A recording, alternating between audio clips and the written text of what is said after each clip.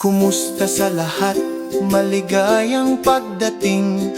Ngayon tayo ay nagtipon dito. Ang matalinong piyesta ng agham ay malapit nang magsimula. Bago ligtas, maliwanag at malinis.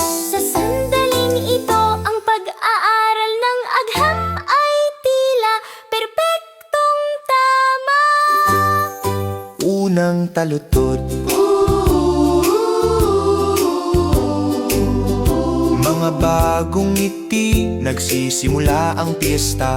Mga mukha ay kumikislap sa kasiyahan. Kapag pumasok ang inyong koponan sa bulwagan, ang mga matay na mangha, mga kababalaghan mula sa lahat ng panig ay naghihintay sa inyo.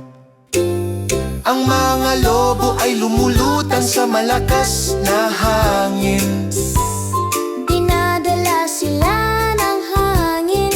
May lakas sa hangin, maaari itong gumalaw at maglaraw. Araw tayo'y namamangha sa agham. Kuro!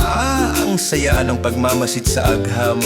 Hangin na gumagalaw, puno ng enerhiya at kalayaan. Matuto, tumawa at tuklasin pa Sa aming paboritong matalinong piyesta ng agham. Ikalawang talutod. mahangin na bumabagsak. Ang mga kulay at nagsisimula ang sayaw. Pula at asul, Anong kamanghamanghang sandali? dahan-dahang dumadaloy ang tubig. At ang mga bagong maliwanag na kulay ay nagsisimulang kuminang. Ngayon ang tubig ay nagsisplash at umiikot. May mga bagay na lumulutang, may mga lumulubog. Ang mabibigat na bato ay lulubog sa ilalim. Ang magagaan na bangka ay